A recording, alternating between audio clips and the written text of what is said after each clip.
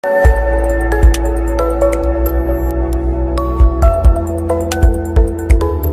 le combat de tout le monde, en tout cas au QCEMS. Et dans le G7, nous sommes en train de remobiliser toutes les troupes. Parce que si on a le courage d'arrêter un professeur d'université, de le mettre en prison, demain, ils n'hésiteront pas à prendre le secrétaire général du QCEMS, Abdoulaye Ndoye, le secrétaire général du SAES ou le secrétaire général de l'UDEN. Ou même à prendre des étudiants pour les mettre en prison. Et cela ne se passera pas. Des étudiants qui doivent soutenir... Maintenant, la responsabilité incombe entièrement au gouvernement du Sénégal. Les arrêts de cours, les grèves, le régime du président Macky Sall est l'unique et seul responsable. Si ce gouvernement a le courage aujourd'hui de s'en prendre à l'institution, au creuset du savoir, à ce que représente l'université Cheikh Anta Diop, le rôle que Cheikh Anta Diop a joué dans la révolution des sciences sociales, la connaissance, on a le courage de prendre un étudiant. Aujourd'hui, tout le monde est en danger. C'est pourquoi nous lançons un appel. S'ils sont capables de tuer tout le monde, de prendre tout le monde, ils n'ont qu'à prendre tout le monde. Et nous le disons. Donc, les gens sont prêts, les gens sont mobilisés. Moi, je ne suis pas là pour soutenir qui que ce soit. Ce combat est d'abord notre combat. Parce que quand on augmente le prix de l'électricité, c'est le pouvoir d'achat des travailleurs qui est entamé. Aujourd'hui, le budget des ménages est lourdement touché. Les ménages sont fatigués.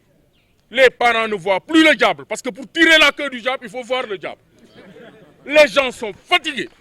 L'école est dans une situation triste.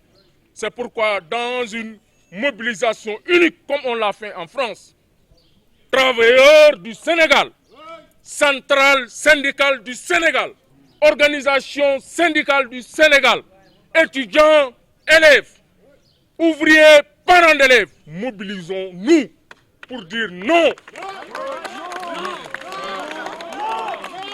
aux actes antidémocratiques, pour dire non à la violation des libertés publiques, pour défendre la démocratie.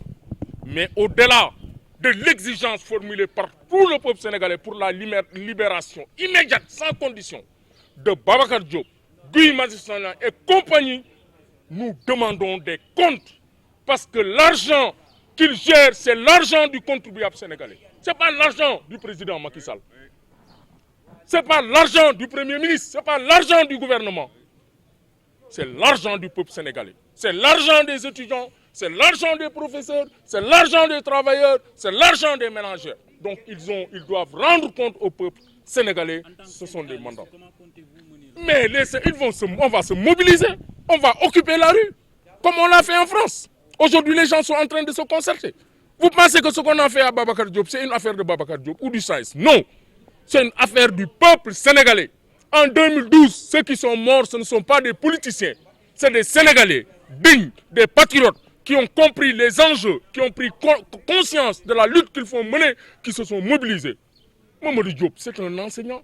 C'est lui qui, le vendredi, est tombé au front. C'est un enseignant.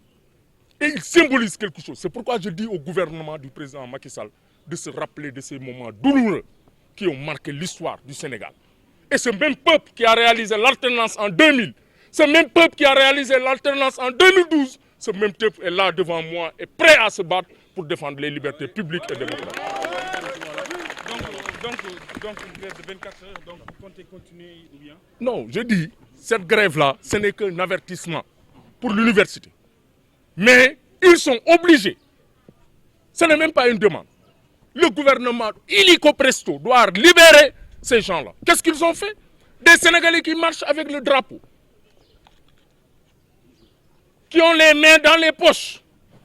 Qui marchent vers les... Combien de Sénégalais ont fait des manifestations devant les grilles présidentielles? Je rappelle que nous, en 2018, nous avons fait un sitting devant le palais de la République.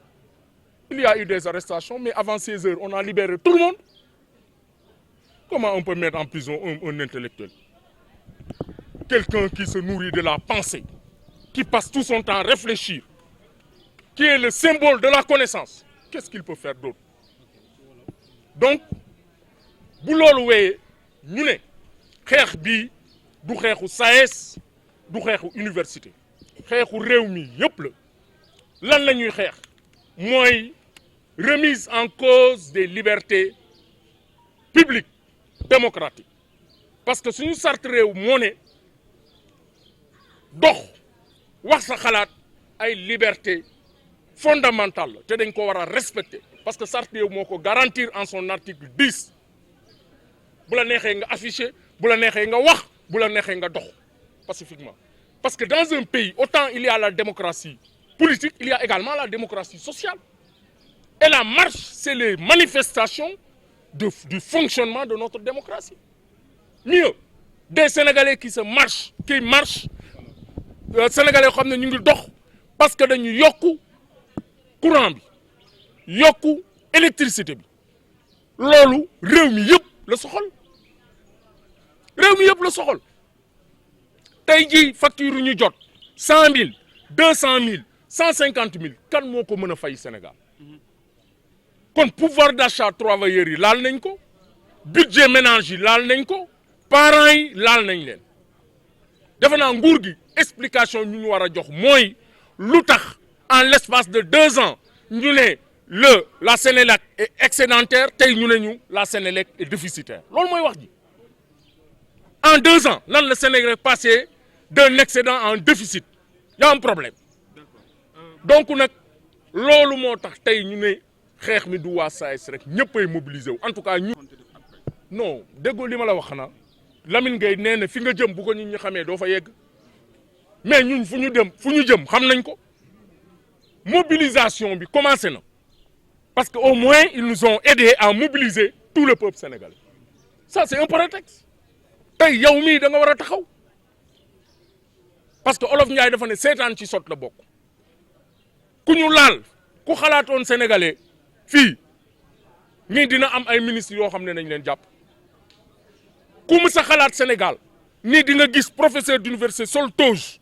ñun bu ñuy def fii université toge bu ñu ko gisee thèse doctorat rek lañ koy gis bés bu ñu ko gisee muy dox laa ne sama naataangooy ma ne leen le pays est en danger lii bu ñu ko tegee ci yoon bi muy réew mi danger la ne tey nag wane nañ ñu ñoom njàng mi soxalu leen wane nañ ñun respecté wu ñu jàngalekat yi respecté wu ñu universitaire école mooy suqali réew révolution industrielle ci université yi la démarré nan nga buggee suqali réew moo xam ne amul borom xam-xam ce n'est pas les matières premières énergétiques qui font développer le monde c'est l'intelligence humaine qui va transformer le monde donc kooku bu ñu ko arrêté tey ñëpp la ñu laal soxaluñu réew gis nañu dans le moyen secondaire problème yu fa am accord yu ñu waxoon yëpp respecté wuñu ko moo tax ñun ñu ne ñu ngi taxaw tem ñëwuñu fi pour jàppale kenn parce que xeex bi suñu xeex la Babacar Diop suñu collègue la suñu camarade la suñu frère la Guy Marius c'est un camarade c'est un frère ñëpp la ñu laal kon nag ñun ñu ngi diisoo suñu biir di mobiliser wu te le gouvernement n'a pas intérêt à les maintenir encore en prison ne serait-ce qu'une minute dañuy exiger leur libération immédiate et sans condition mais ñun ñëpp xam nañ on va mobiliser sénégalais yi fu mu ne nii lu am France lu am bu Sénégal yëpp wàccee taxaw mais nguur gi dina taxaw bu dee mën nañ tëj Sénégal yëpp nañu tabax 1000 prisons 14 millions xaw ma 15 millions de sénégalais nañ leen dugal ñëpp prison mais les gens vont se mobiliser yow sax génnoo ci xeex bi kenn génnul ci xeex parce que luy raam c'est ñàkk ba la jëm kon nag nguur gi nañu delloo si seen xel xam ne 2012 bu ñu faloo peuple bu taxaw fii moo leen fal 2012 peuple bii moo xeex bakkenam rot place de l'Obélisque peuple bii la ñu dóor ay grenade la ñu tëj prison pour que bu ñu laal constitution bi tey nag ñoom bu ñu bëggee jalgati constitution bi loolu benn sénégalais du ko nangu rawatina jàngalekat yi liggéeykat yi ak journaliste kon ñëpp nañu mobiliser wu taxaw luy ñëw nag rawatul bët fu mu ne ni ñëpp a ngi mobiliser et ñu ngi leen di sant parce que ñoom fexe nañu ba liggéeykatu Sénégal yëpp tey daje nañu